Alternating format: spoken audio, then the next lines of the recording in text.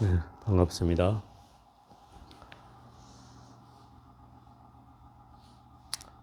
오늘은 음력으로 11월 초하루 법회일이고 또 원각경 기도가 한 달이 된 날입니다.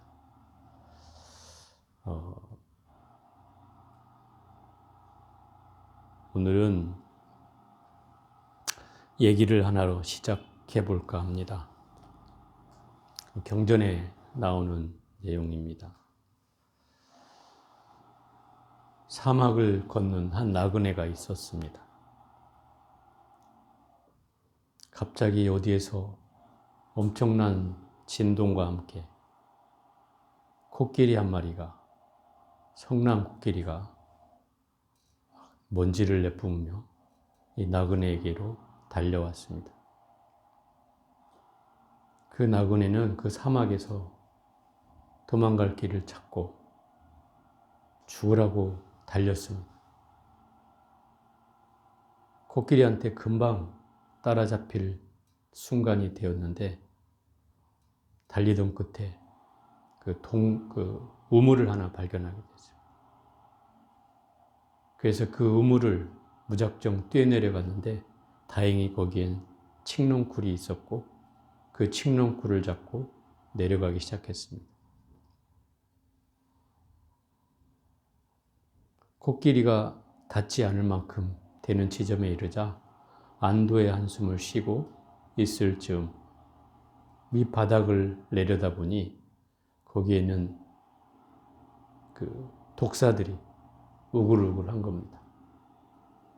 그러니 더 내려갈 수도 없는 상황이고 또 올라가자니 저 코끼리가 나오기만 해봐라 하고 기다리고 있고 그리고 또 우물 벽 속에는 거기에도 또한 뱀들이 혀를 내밀고 너를 잡아먹게 했다는 듯이 그렇게 하고 있습니다. 심지어 이 칡농쿨을 흰쥐와 검은쥐가 갉아먹고 있고 이런 상황에 처했습니다. 이 나그네는 올라갈 수도 없고 내려갈 수도 없고 어디에 기댈 수도 없고 또한 갉아먹는 저 쥐들 칡농쿨이 언제 또 떨어질지도 모르는 그런 위험한 상황에 놓여진 상황을 경전은 얘기하고 있습니다. 바로 그 상황에 처한 것이 바로 우리들이라고 하는 것입니다. 우리가 세상을 살면서 어느 때는 즐겁고 어느 때는 슬프고 어느 때는 괴롭고 어느 때는 기쁘고 어느 때는 침묵하고 어느 때는 말을 많이 하는 그런 삶을 살고 있지만 정작 나는 어디쯤에 와 있는가? 어디쯤에 서 있고 어디를 향해 가는가? 하는 대목을 우리가 생각해 보지 않을 수 없습니다. 그래서 옛날 선사들은 부모로부터 본받기 전에 나의 본래 면목이 무엇이냐라고 물었던 겁니다. 내가 어디서 왔는지 살피는 일은 어디로 가는지를 살피는 일과 다르지 않기 때문입니다.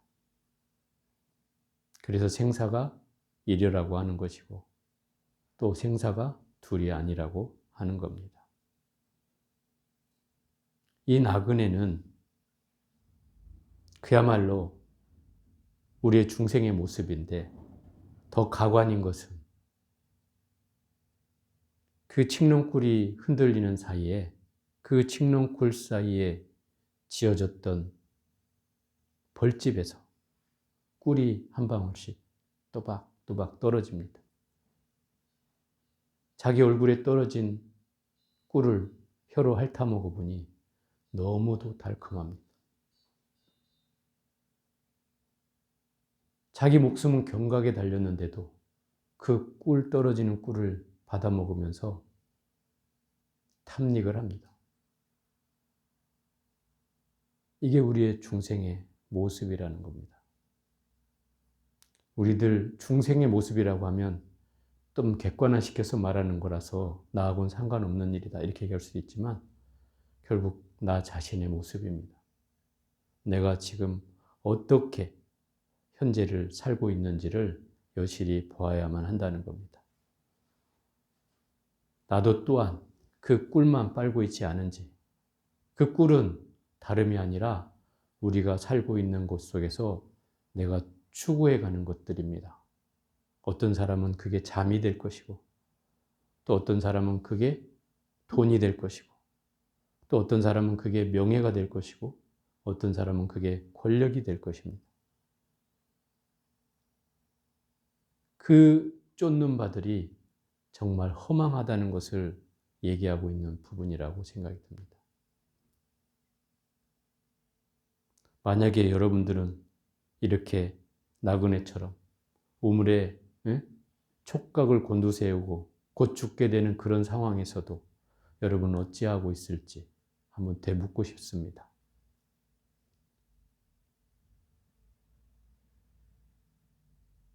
여기서 선사들은 이렇게 말합니다.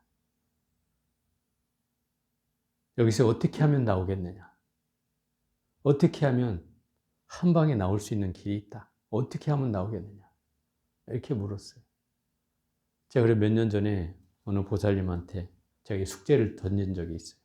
3년 동안 못 풀더라고요. 근데 대답을 알려줬는데도 못 알아먹어요. 그 대답이 뭔지 못 알아먹어요.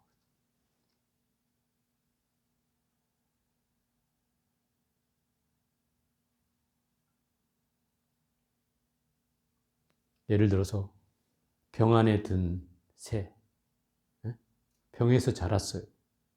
병에서 자랐어. 그래서 병이 꽉 채워졌어요. 그럼 이 병에 든 새를 어떻게 꺼내야 합니까? 이렇게 물었어요. 어떻게 해야 돼요? 병을 깨면 새가 죽고, 병을 안 깨고 이 새를 꺼낼 방법이 뭐냐 이 말이에요. 어떻게 하면 될까요? 이렇게 하니까 어렵죠.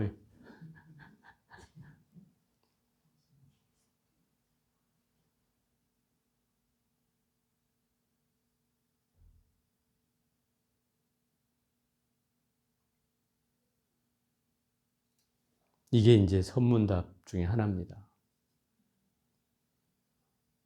거기에 골똘히 생각하고 있는, 여러분 생각이 되긴 합니까? 골똘히?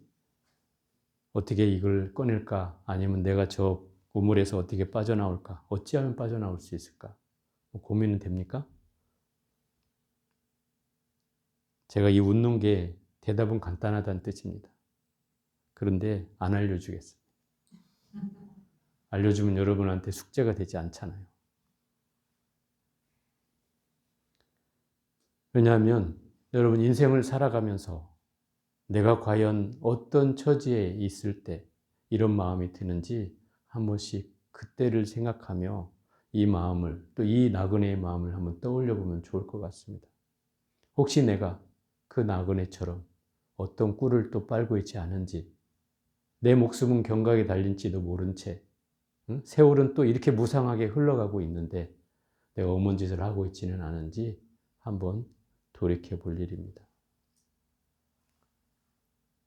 그래서 우리가 진정으로 꿀이 아니라 그걸 벗어나는 방법은 바로 지혜에 있습니다. 지혜.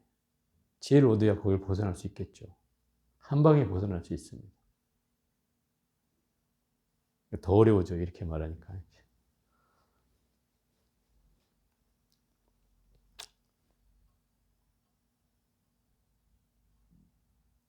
그래서 어쨌든 우리가 이 나그네의 처지에 만약에 놓여 있다면 어떻게 해야 이곳을 벗어날 수 있을까? 한번 좀 생각해 보시고요. 제가 이제 원론적인 얘기로 이 상황을 얘기를 해보면 그 코끼리와 그 밤과 낮을 상징하는 쥐는 바로 시간과 세월을 상징하는 겁니다. 늘 쫓기듯 갈망하게 되는 시간적 순서가 남겨져 있다는 뜻이고, 또 그 코끼리가 경각이 달린 시간을 얘기하고 있는 것이고요.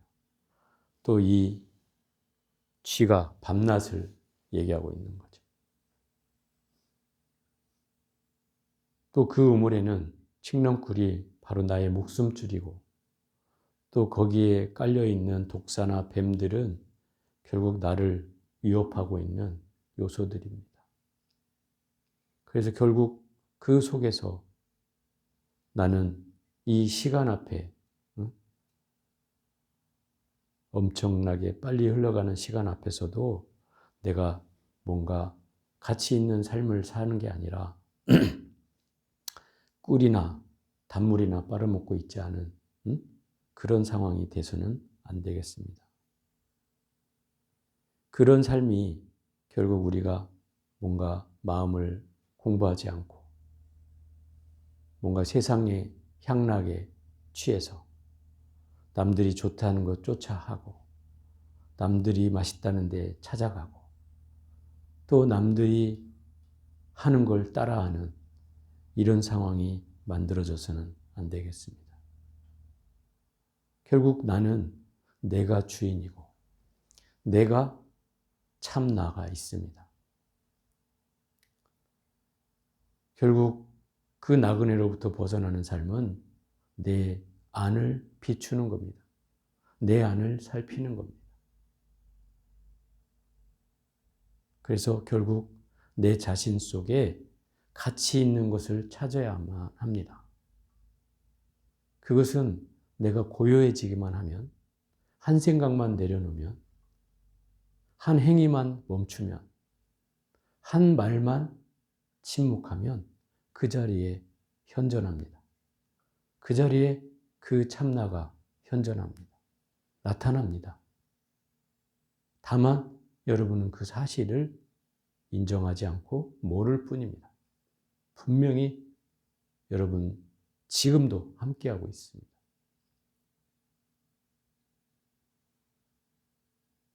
그래서 우리가 공부를 할 때는 생각보다는 집중을, 또 말보다는 침묵을, 행위보다는 묵연함으로 이 세상을 살아가야 그 지혜가 돈발되는 겁니다. 지혜가 나오는 겁니다. 그 지혜가 나와야 결국 우리가 깨달음의 삶을 살 수 있는 것이고 저 나그네와 같은 삶을 벗어날 수 있는 겁니다.